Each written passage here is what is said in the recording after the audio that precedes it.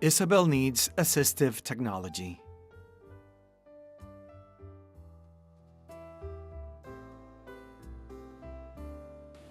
A young woman opens the door of an apartment. Hi. Hi, Carla. How are you? What are you doing here? Shouldn't you be in school? No, I didn't go today. We will have to talk to your mom about that. Martha! Carla and a girl who wears glasses are sitting on a couch playing with rag dolls. Next to them, in the round dining table, Martha and Teresa are chatting. So Carla didn't go to school, but she went to a meeting with you at Isabelita school? Yes, but it didn't work out because Carla did not understand very well. Some papers were missing, but the teacher gave me this one and told me to take it, look at it, and to be prepared for the next meeting. Martha is biting her left-hand thumb. Well, let's see. There's a letter to coordinate the next IEP, remember? The what? The Individualized Education Program, the one where the teachers, therapist, and school principal meet and evaluate Isabel's progress and determine what her needs are. Martha in front of a white background. Last year, Isabel's teacher called me because my daughter was having lots of difficulty with reading. She said she was seeing the letters either backwards, out of sequence, or she was confusing them. Besides, her little hands were not working very well, and she couldn't get a good grip on the pen to write the letters. Doctors and a specialist evaluated her. I got the results of the diagnosis, and they explained to me that Isabelita needed more help, and the school was going to provide it to her. Then we had a meeting at the school, and I signed the papers authorizing this IEP thing. That day I got so scared because even the school principal was there, and I thought, my Lord, they are going to expel her. What could she have done? Teresa and Martha speak at the dinner table. Well, it's better to respond in writing. Let's write it now. Teresa pulls a pen from her purse and Martha puts on her glasses. Here are the dates. I'm available in March. When are you available? Martha looks down and nods. On the 20th. The 20th is good. Please have an interpreter. Do you want me to come with you? No, it's okay. I think Ramon will want to go. And, besides, you know, he is not yet ready for other people to know about Isabel's problem. Typical, huh? Well, if your husband cannot go, you know I'm available when you need me. Just do not make Carla miss school, okay? Teresa in front of a white background. Many times, Martha gets confused and frustrated when she receives letters from school regarding Isabel. And poor Carla, who is only 15 years old, has to play the role of interpreter when she doesn't even understand what this is all about. In this country, the school must provide an interpreter. But you must ask for it. Otherwise, how will they know you do not speak English? Teresa reads and glances through the documents. Martha, does Isabel need assistive technology for reading? Assistive what? And what is that? I'll explain. Assistive technology. Assistive technology can be anything from a pencil holder to a computer. I was just reading something about it. Let me see. I brought the documents because, as you know, my son Daniel will be entering middle school. He needs other things, and I needed to have the information. Look. There's this website, www.fctd.info/Espanol. the Family Center on Technology and Disability. It gives you lots of information on the subject and even provides questions you should be asking. Oh, the teacher did say something about that, but I didn't see anything about assistive about what you're saying. But in some forms, it is stated as accommodations or supports. It would be better if you asked the teacher under what category you can find assistive technology. Look, I'll show you. Teresa in front of a white background. When you have a child with challenges like I do, the most important thing to do is to ask questions. Ask what you don't understand. Consult with people who know more than you. It's the only way for your child to get ahead. Martha and Teresa chatting at the dinner table. Here, I'll give you this information that can help you with your children. Thank you, Tere. You have no idea how much you helped me. And me too. Martha and Teresa smile and nod their heads. Martha and three more ladies in a room have a meeting around a rectangular table. Very well. Since we have finished discussing all of Isabel's academic goals for this year, is there anything else you want to add? You will hear this entire meeting in Spanish so that you can understand, but in fact the meeting was held in English and Marta had an interpreter. In the meeting room, Yes, I have a document which could help Isabel. It states what we should discuss in reference to assistive technology. I think an iPad would be beneficial for her because my friend's son, who has the same condition as Isabel, was given an iPad at school with literacy programs and it has been great for him.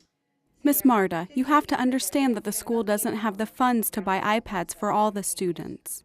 That is, we in the IEP, when we discuss it, we speak about assistive technology. That does not mean that one comes with a list of products for each of the families who come here. Maybe if we focus the discussion based on Isabel's needs, we can agree on a solution. Don't you agree? I've seen programs for tablets that have worked very well with children with fine motor problems such as Isabel's.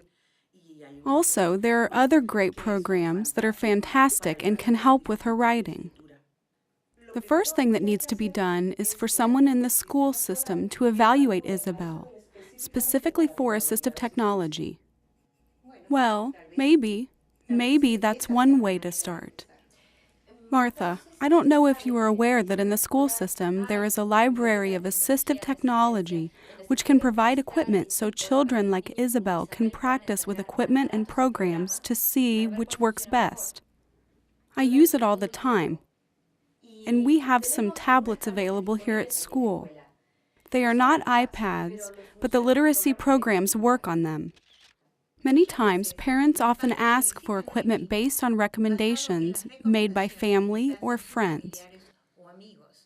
The responsibility of the school is identify Isabel's challenges and strengths, identify several devices for testing,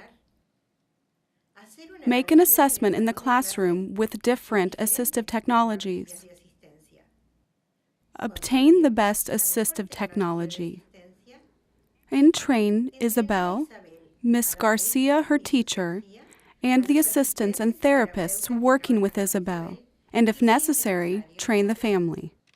in the meeting room, Well, I think that's fine, but I wouldn't want too much time to pass without asking what is really needed, because she would be wasting valuable time and falling further behind in her reading. I agree with Marta. We should begin this process as soon as possible. I can work with Isabel during the coming weeks. Very well, then. What we can do is meet again in a couple of weeks. Miss Marta, you can take all your documents. You do not have to sign them now. Perhaps you may want to get advice from Miss Garcia or Nellie. Review them at home, and we'll meet again. Is that okay? They agreed to meet again in 2 weeks. Martha and Isabel are again sitting on the living room couch. Isabel has a tablet on her lap and keeps touching the screen with her forefinger of her right hand. The mother sees what her daughter is doing while she's watching the screen of the tablet. How wonderful. Isabel touches the screen tablet with her index finger. Isabelita finally received her assistive technology. It has a program that helps her with her fine motor skills, and she is using 2 literacy programs designed specifically for her needs. My daughter is so happy at school, and I can see she is really progressing. Look, Mommy. That's great. Teresa and Martha are sitting on the living room couch. Teresa is holding and reading a document. Look, it says here that the goals for this year are, if you agree, you can sign it. Teresa gives the document to Martha.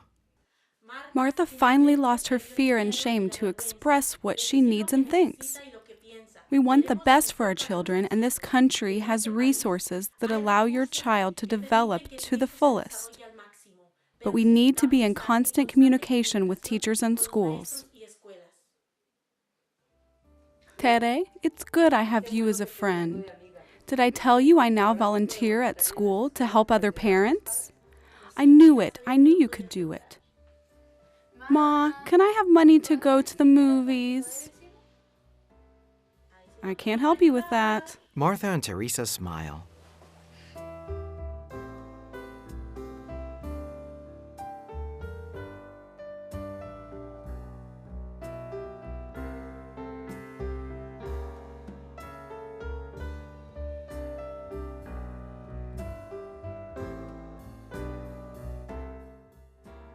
The child he has all the possibilities to improve, to do, to become whatever he needs, and everything is there to serve him, to help him.